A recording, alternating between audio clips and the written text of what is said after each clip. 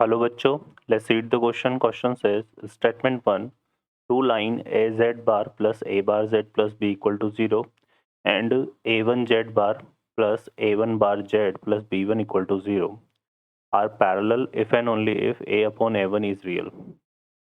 Second हम बात करें यहाँ पर तो स्टेटमेंट 2 हमसे क्या बोल रहा है, two line a Z bar plus A bar Z plus B equal to 0 a1 z bar a1 bar z plus b1 equal to 0 where a1 a2 belongs to complex number, a1 a2 not equal to 0, b1 belongs to r.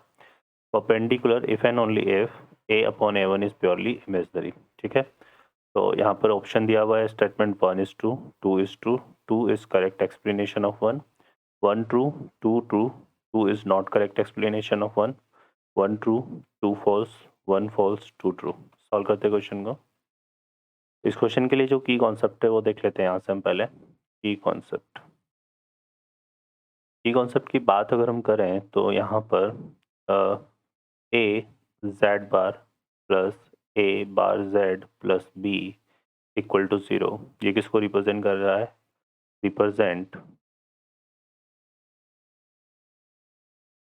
Represent line,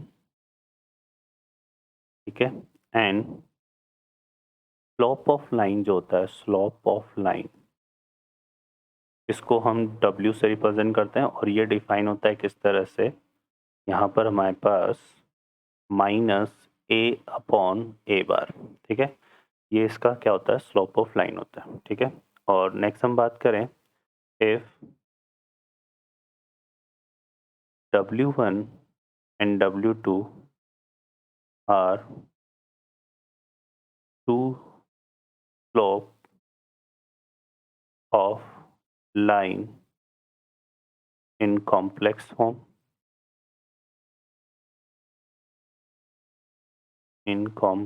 form, ठीक है, then if lines are parallel, so W1 equal to W2, and if lines are perpendicular then W1 plus W2 equal to 0. तो ये की concept है जो हम यहाँ पे यूज में लेंगे. सॉल्व करते क्वेश्चन को. इस क्वेश्चन में क्या बोला हुआ है, हमें दो लाइन गिवन है, A Z bar plus A bar Z plus B equal to 0.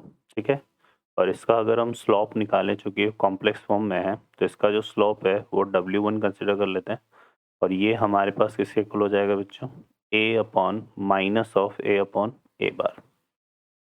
ठीक है, सेकेंड लाइन हमारे पास क्या है यहाँ पर, सेकेंड लाइन क्या है हमारे पास यहाँ पर, W A1 Z bar plus A1 bar Z plus B1 equal to 0. ठीक है, तो इसका अगर हम स्लोप निकालें तो इसका सब स्लोप को हम क्या ले लेते हैं, W2, जो कि हमारे पास क्या जाएगा यहाँ पर A1 अपॉन A1 बार माइनस. ठीक है, ये आ जाएगा हमारे पास. क्लियर है.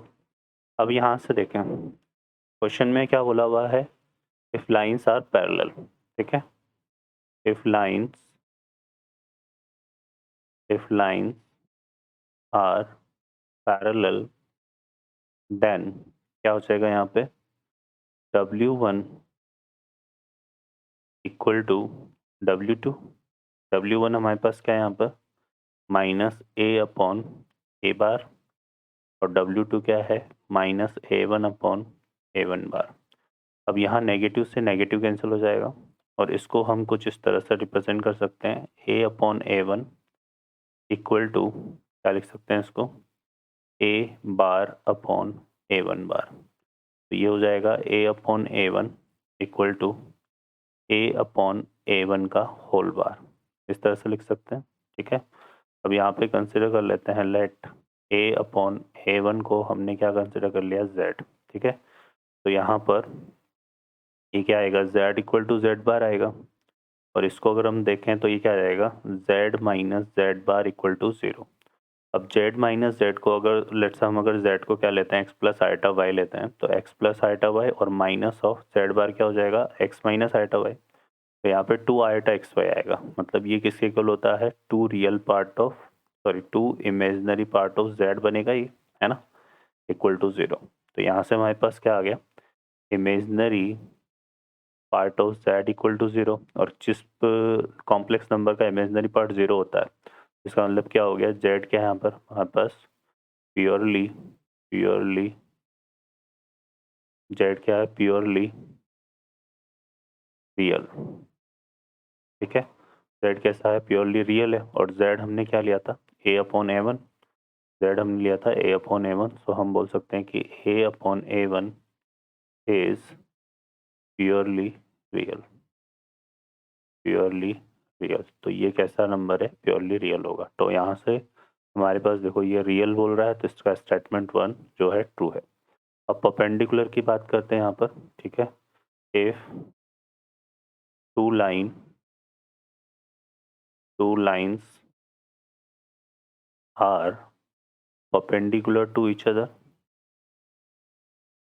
परपेंडिकुलर टू ईच अदर, तो यहाँ पे कंडीशन क्या होती है W1 plus W2 equal to 0। W1 क्या था हमारे पास minus of A1 A upon A bar and plus यहाँ पे आएगा minus of A1 upon A1 bar equal to 0। ठीक है, अब इसको अगर हम लेके यहाँ से हैं तो माइनस तो कॉमन आ रहा है दोनों में से, तो ये क्या बनेगा A upon A bar equal to क्या लिख सकते हैं इसको minus of A1 upon A1 बार। ठीक है, अब इसको भी उसी तरह से रिप्रेजेंट करें तो ये हमारा क्या बन जाएगा A अपॉन यहाँ पर क्या आ जाएगा A1 और प्लस, है ना, इस तरफ आएगा प्लस हो जाएगा, तो प्लस यहाँ से आएगा A bar upon A1 bar equal to 0।